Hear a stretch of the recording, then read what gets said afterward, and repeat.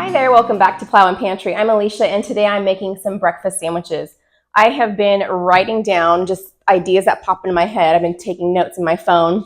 And the other day I sat down and put those together in breakfast sandwiches that I want to make today. So I'm making a big batch breakfast sandwich freezer meal thing so that these can go in the deep freezer. I can pull them out at night to thaw, stick them out on the counter for the family in the morning when I'm out in the garden before the heat gets started for the day, and get it going. So I'm making two different breakfast sandwiches with croissants. So I have two packages of croissants here, some bagel breakfast sandwiches, some English muffin breakfast sandwiches, and some biscuits I made this morning are sitting over there for one of them as well. And I'm just gonna get started here. Let me just get these sliced up for the first one. So the first breakfast sandwich is going to have a maple pepper bacon, which I have done before. I will link that video if you haven't seen that breakfast freezer meal video. It's gonna have maple pepper bacon, just some eggs that are cooked with salt and pepper, gouda cheese, and I think I'm gonna put mayonnaise on a few because most of us like that. I'll leave a few with no condiments because I do have a daughter that likes it with nothing at all. Sometimes she'll put ranch on it, which I think is weird, but whatever. These freezer meals, both breakfast and dinner, save me in the summer because in the mornings, I am trying to get out there while everyone else is asleep still. I'm out in the garden as soon as the sun comes up before it gets hot. But when I come back in, take a shower and do the rest of my day, if I can just throw something in the crock pot for dinner. So I have like dinner freezer meals too. In the crock pot for dinner, I can do other things like preserve the harvest, stuff like that, and not worry about dinner. So the summer freezer meals with both breakfast and dinner play a huge role. Let's see, we got the bacon I made yesterday and the cheese. Here's my bacon. And I haven't yet made the maple pepper, so I'm getting out the maple syrup.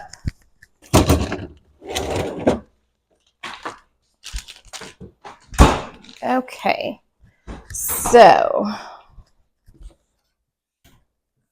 just gonna do that right in here and just keep cleaning these counters. Get this out of my way. Let me get some of this bacon mapled and peppered. I'm not gonna worry about getting it all warm because I'm just gonna package these up and stick them in the freezer. I do, however, want to keep my surface from getting sticky. I swear they don't make these cutter things like they used to. Got my brush and some pepper and get a little dish for my maple syrup. Now I have actually found that you have to put, if you want any spice from the pepper, you really have to put a lot on there. It really blends into the bacon and stuff. Let's see, I'm gonna need probably 2 slices per 2, 4, 6, 8, 10, 12 slices of bacon. I like to cook bacon in batches, like in the oven, almost all the way through, not completely. And then it's kind of like the convenience bacon you buy at the store. You can either pull some out in the morning and stick it in the microwave for just a few seconds to warm it up and it finishes cooking it.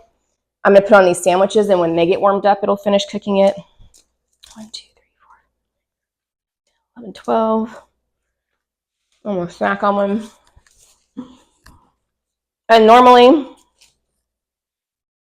on a big batch day, I do cook the bacon too, and I will just brush the maple syrup on while it's warm and sprinkle the pepper on. But I decided to do a little bit of prep work yesterday and just got these done. One less step for today. I am more generous with these, with the maple, than I am like pancakes, honestly, because the flavor will blend into the sandwich. And if you want any of that taste at all, you got to make it known. Heavy-handed with the pepper. It looks like a lot, I know, trust me. Blends in. You could do both sides. I find this fine.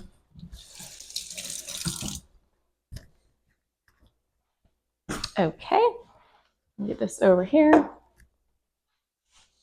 And I am going to Try to remember that I've got the tops on the back side.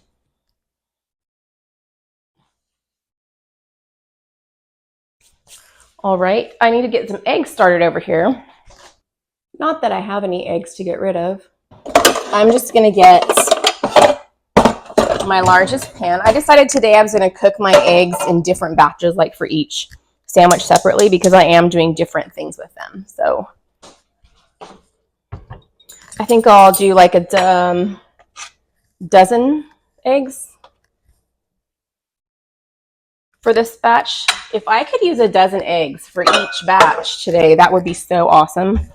Because I probably have a dozen. I probably have a gross of eggs on my counter. These I'm just gonna do a little salt and pepper.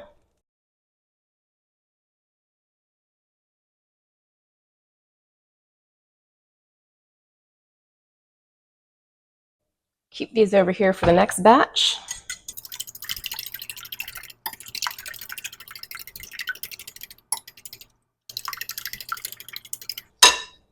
Some salt and pepper. That's pretty much all I do to these.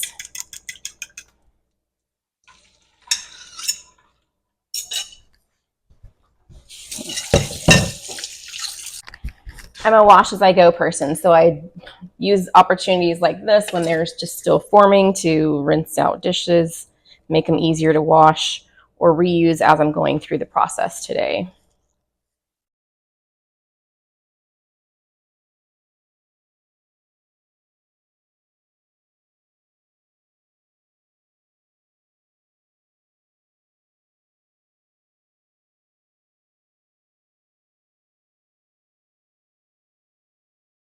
Okay, while the eggs were cooking, I got some mayo on my croissants. I did leave 2 without mayo for the daughter who does not like condiments on her stuff. So I'm going to get some egg onto each one. I kind of like sliced it into 6s, like a pie, when it was almost cooked, so that I could just take a section and get it on there. They are thick with the egg. This is going to be averaging 2 eggs per sandwich, and that's okay with me because not only do we have the eggs to use up, but that's the protein, like, to me, the healthiest part of it. It's not the croissants, that's for sure.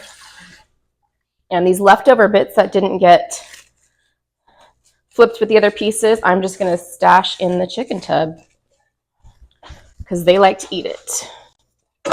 Okay, so now I'm going to put the maple peppered bacon on each one. This is good enough that when I make it, sometimes I just take extra pieces like over there and dip it in syrup and dip it in the pepper. It's just, it sounds strong, but it's good. All right, and a slice of Gouda cheese on each one.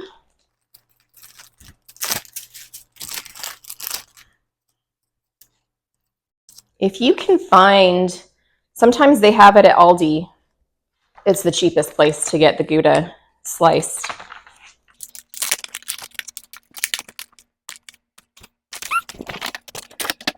All right, then these are ready to wrap. I like to put them in individual sandwich bags, the croissant sandwiches, and then put all of the one type in a gallon bag. That double layer helps protect it from frost and stuff.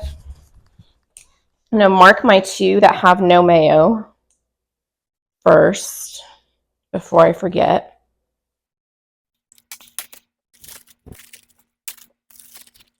Squeeze out air, as much air as I can.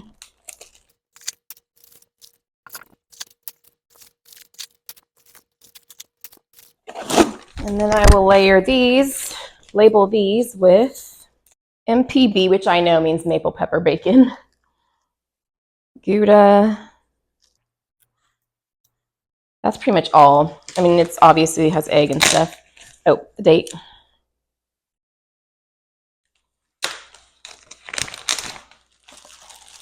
And then I will get these set aside so I can work on my next batch of sandwiches. And 6 fits in here perfectly.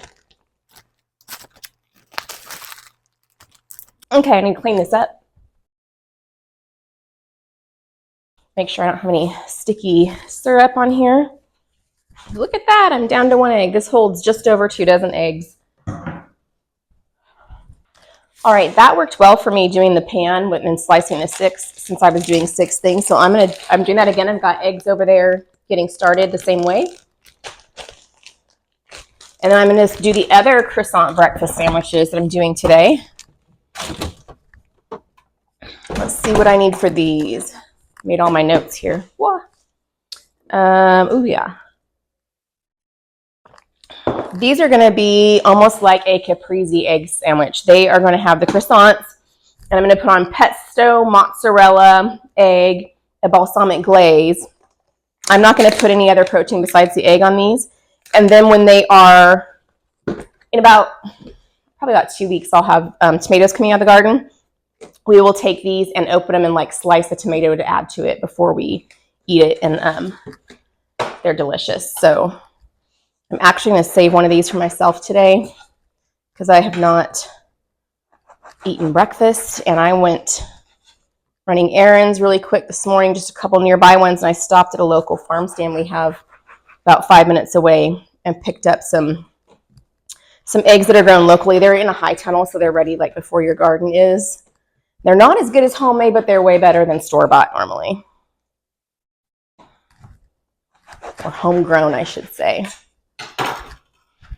Okay, while my eggs are finishing, if I can do it the same way, I'll remember.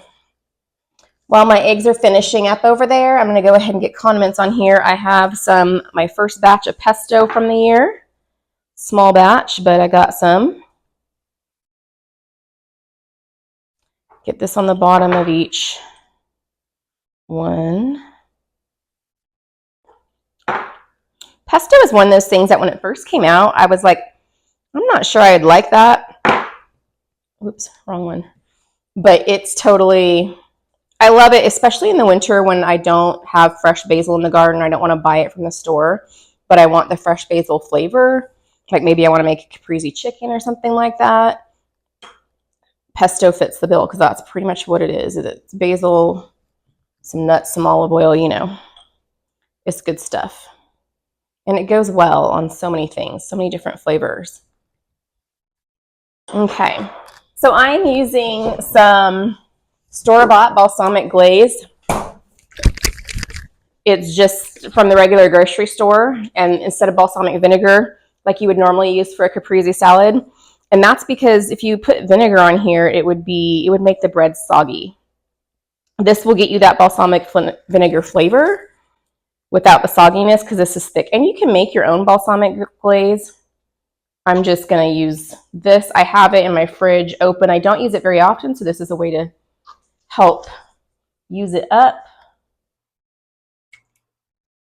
But it's a sweet, concentrated balsamic vinegar flavor, and it's really, really good in this. All right, so get my eggs onto here.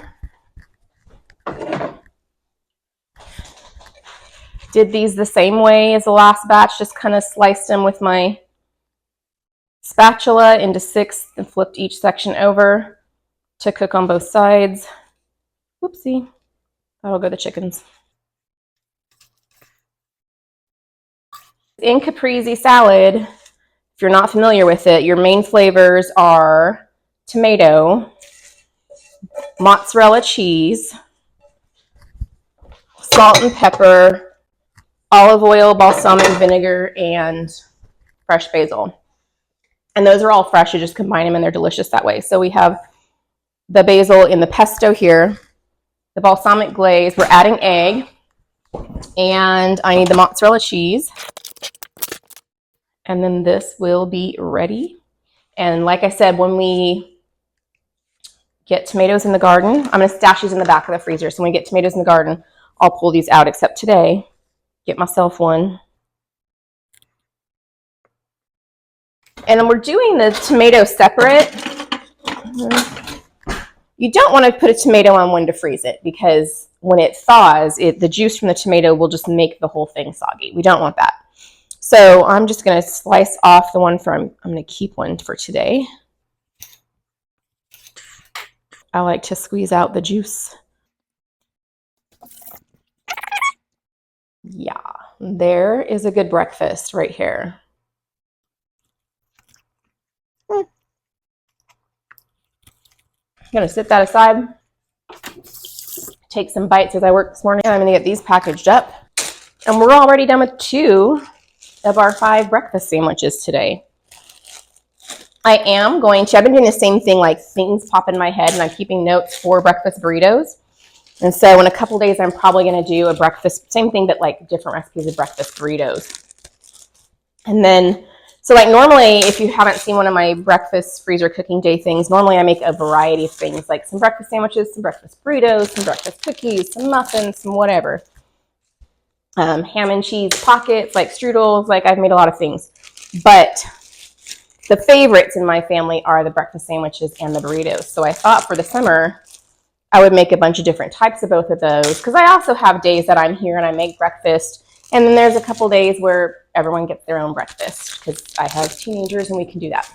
But that way we can have some of their favorites without getting too bored of having the same thing over and over again.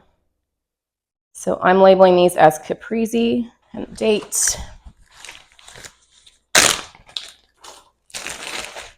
And then these are ready to go in the freezer, and we can start on our next sandwich. I'm going to put some stuff away and clean off the counter.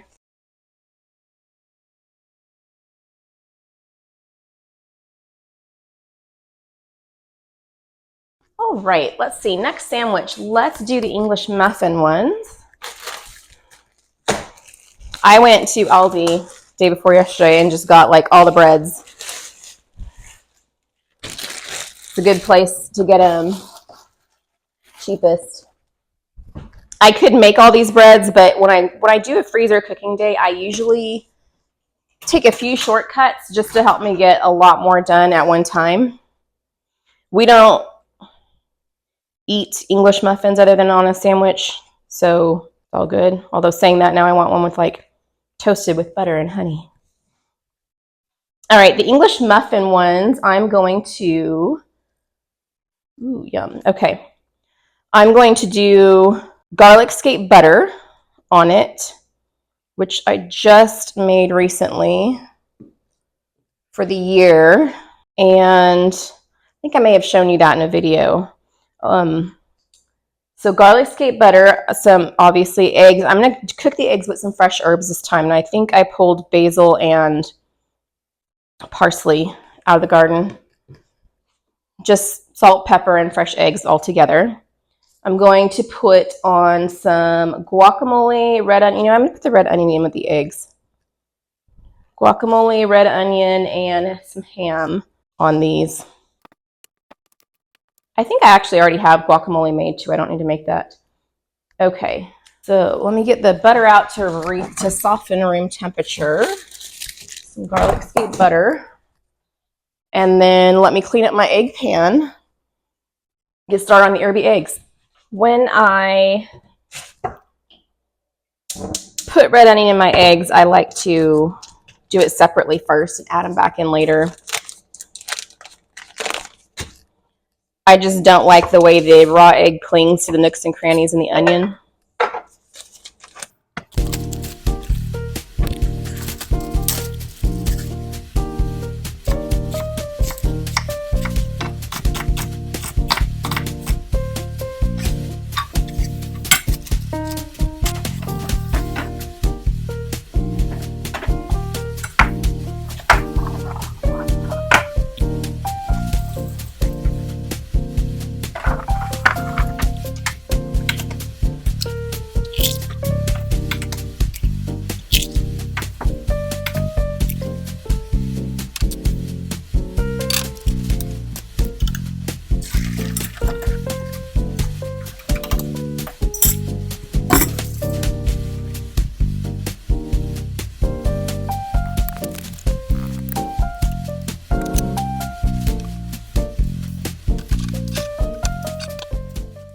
Okay, I am getting garlic scape butter on these. I'm pretty generous with it. I'm also pretty generous with how many scapes go into my butter. Butter, being a plain flavored fat, kind of tones down the flavors of other things. A lot of dairy products do that. So I don't mind using a bunch of garlic scapes, even though they're very pungent. When I make garlic butter, roll this back up and stick it in the fridge. Okay, next, garlic scape butter. I'm gonna put the eggs on, my herby eggs.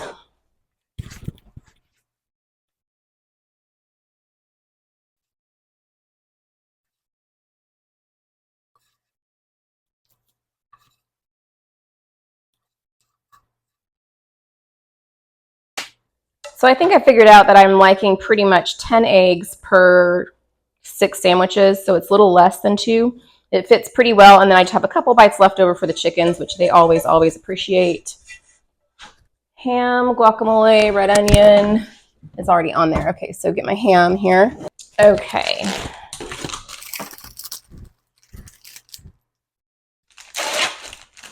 This is just lunch meat ham, nothing special. If you cooked a ham and you have slices left, that'd be a great way to use it. I'm just gonna put 1 crinkled up slice on each one since I have so much egg in here. I'm only gonna put guac on half of them because about half my family likes guacamole, and I will label those separately. I'll just do these 3 that are down here. This is a chunky one. I didn't get as smooth as I normally do. I have had fine luck freezing guacamole on a sandwich like this. It gets a little watery if I freeze it by itself, but on the sandwich, it kind of just thaws nicely. It doesn't make things mushy, but I would not freeze. I wouldn't put like straight up slices of avocado on here. I just don't feel like that works as well. So what am I missing? Cheese, going for cheddar. 1 slice left in there.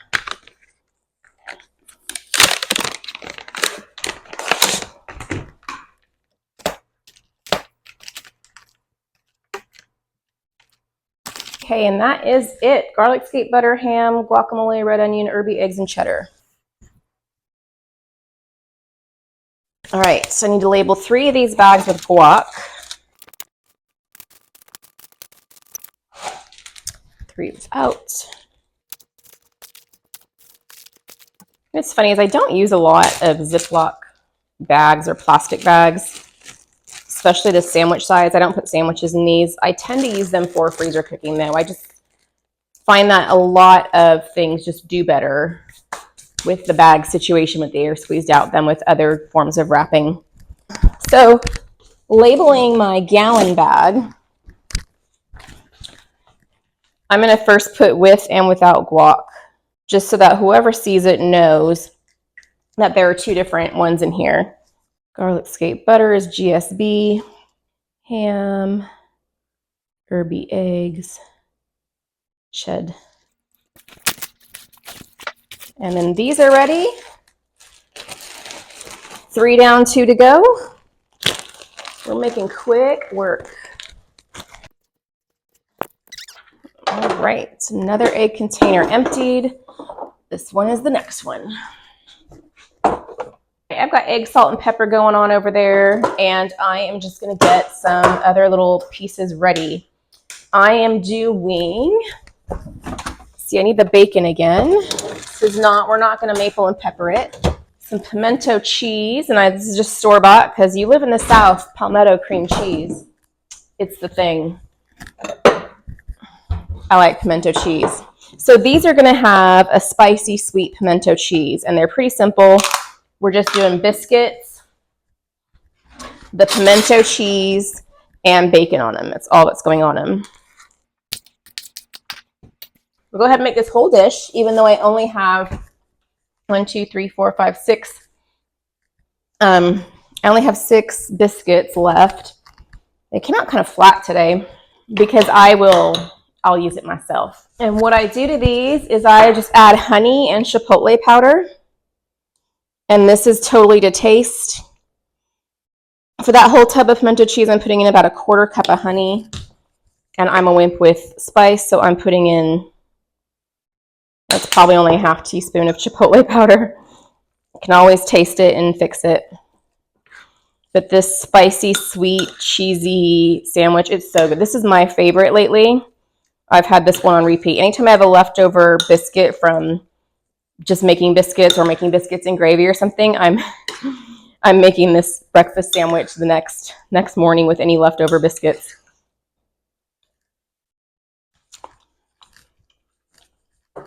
Touch more chipotle.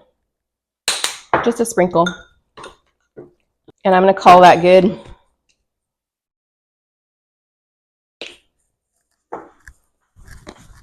Alrighty, let's get the biscuit split here. These are, normally I make my own biscuits. I haven't bought biscuits in a long time, but since I was making this big batch today, I thought I'd take a shortcut and try some frozen biscuits. And I got these at Walmart. Their ingredients were clean, and that's why I chose them over other ones. And I thought they were they're frozen, and I thought that you put them in the oven, but they were actually already baked. You just put them in the microwave. But they're really flat. They are Mama's Biscuit, Southern style, made with real butter. They have unbleached flour, aluminum-free baking powder, salt, butter, milk, sour cream, filtered water, pure cane sugar, and vinegar. So I don't put sugar in my biscuits, but fairly clean still. They taste fine. They're okay. I was just surprised when I pulled them out. I've never bought them before, and I probably won't again. I pulled them out of the package and was like, they're kind of flat. Okay, so I am just going to get some pimento cheese onto these. A nice thick layer. By the way, pimento cheese, like guacamole, is something that I have had success with freezing it on a sandwich already, but freezing it just in general by itself, it kind of breaks up a little too much, kind of releases liquids that I feel like it does fine with when it's on a sandwich. I don't know if it's a smaller amount spread out. Maybe it sinks into the bread, but there's not enough liquid in this small amount to really make it soggy or anything, but I've had good success with it. But I wouldn't just freeze pimento cheese in general on its own. Let's get the eggs on them.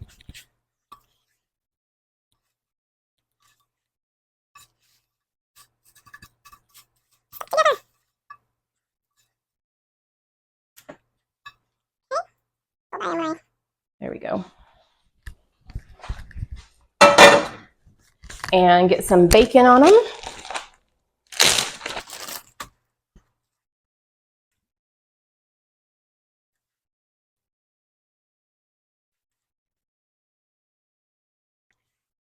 Get these into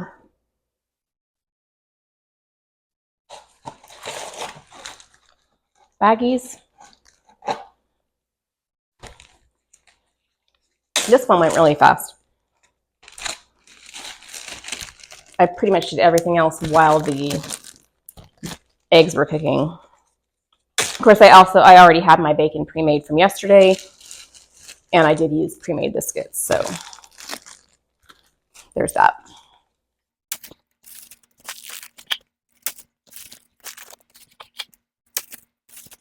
All right, S&S, sweet and spicy pimento cheese, bacon, egg. Okay, last ones. We are going with bagel sandwiches this time. I got 6 of them. And these are going to have sausage, pickled red onions, chive, eggs, and pepper jack on them. So you get these separated. My husband really likes bagel breakfast sandwiches. I think he thinks they're more substantial. I like bagels only toasted, and I try to stay away from too much bread myself. My body just doesn't like it as much as it used to when I was younger.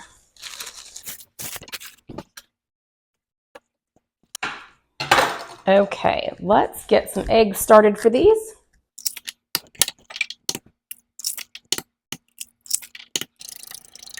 I'm just salt and peppering these. like normal, and I'm going to put some green onions on top.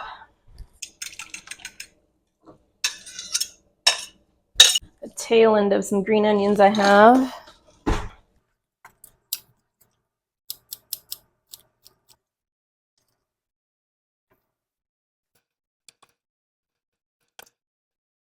Let's get these last ones done. Okay, bagel.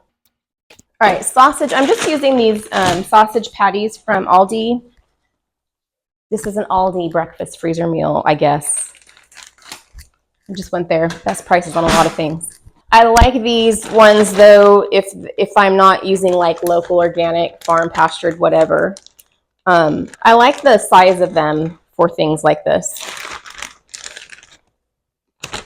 They make good breakfast sandwiches, so I tend to get these for breakfast sandwiches, even if I normally prefer my local pastured pork. And I did not thaw these because these are going to go right in the freezer, so these are still frozen. I'm putting on pepper jack, I think. Yeah, pepper jack, pickled red onions.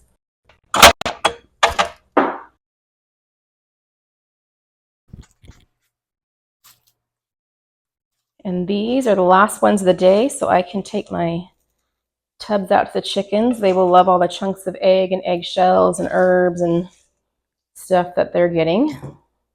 I think I'm only going to put the pickled onion on 3 because my daughter, my youngest, does not like onion. And she'll be fine with the green onion that's in here, but extra onion flavor. Pickled onions are something I always have in my fridge. They're something that if I run out of, I make them again right away. I love them on so many things. Salads, mostly. I rarely have a salad without pickled onion. I just really like it. And they're easy to make. You just make a brine, pour it over the sliced onions, and let it sit. But they're one of the things kind of like homemade ranch. As soon as I run out, I sit the jar out. Like it's washed, I sit it out so that I know I need to make. Or like homemade tea, stuff like that. Like it gets made right after that because I'm always using them. And then this, let's see, pepper jack. I need to put my cheese on it. And that's all that goes on this one. Ready to package it up. And in less than an hour and a half, less than an hour and a half, I have breakfast sandwiches for many, many days. And I will be adding breakfast burritos soon. And that will maybe get me through the summer. The part of the summer until the kids go back to school. Let's see. I'll label 3 with onion. I always got to label them first, just those ones, and get them done or I'll forget which ones they are and I have to pull them apart. These are thick.